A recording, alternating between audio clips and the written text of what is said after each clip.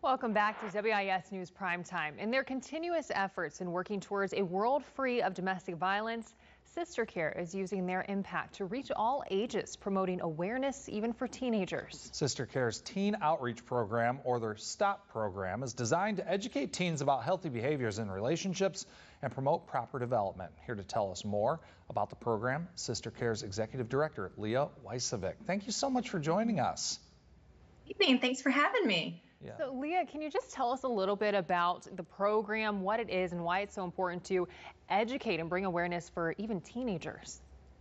Absolutely. Our teen outreach program is designed for middle and high school age teens, boys and girls, to teach them about healthy relationships and why it's important to choose healthy relationships.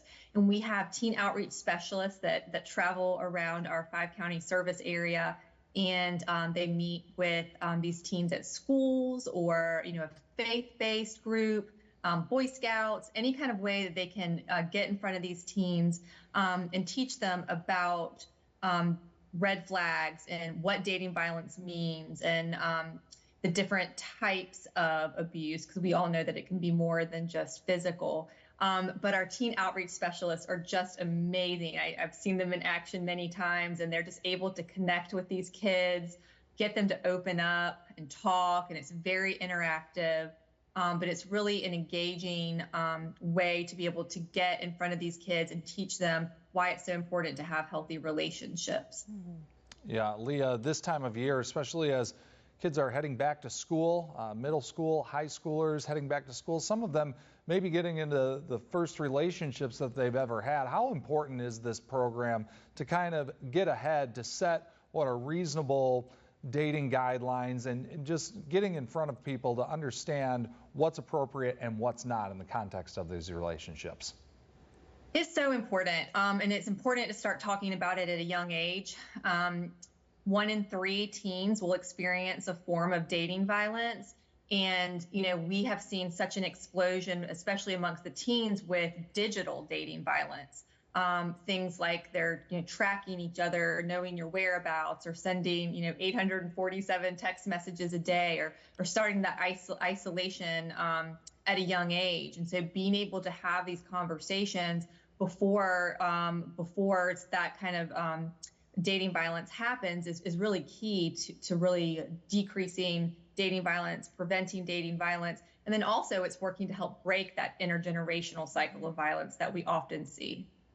Now, Leah, have you noticed from the teens, whether that's middle school, high school, are they aware of the abuse sometimes that they're in a relationship? I know you said abuse comes in all different forms, unfortunately. Have you noticed that sometimes teens don't even recognize that they're in an abusive relationship? 100%. A lot of times our teen outreach specialists are having these conversations, and the teens are like very surprised to say, wow, that's not normal. It's not normal that my boyfriend has the passcode to my phone, or it's not normal that my girlfriend, tracks me and knows where I am all the time. And they think oftentimes confuse love and power and control. And so we really push love is respect, and not to try to confuse that with the power and control aspect as well. Yeah, what sort of advice are you giving to those who are in these types of relationships and in those circumstances? If they're in an abusive relationship, what sort of support, what sort of advice are you giving them, at least what you can share? Yeah, I mean, it's nothing to be ashamed of. It's not your fault. It doesn't mean you did anything wrong. It's just talking about it and normalizing it so that teens feel more comfortable coming forward when they're experiencing that. And that goes to the parents as well.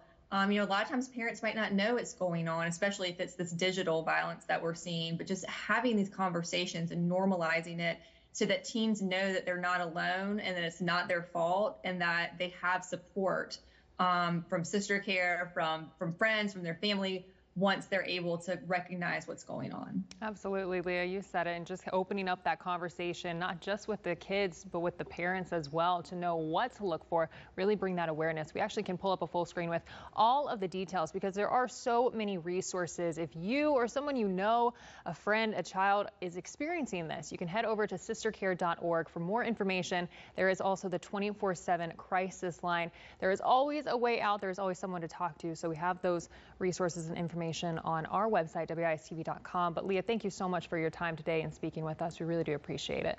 Absolutely. Thanks again for having me. You bet. All right, let's get over to Chief Meteorologist Adam Clark taking a look at our forecast. Hey, Adam.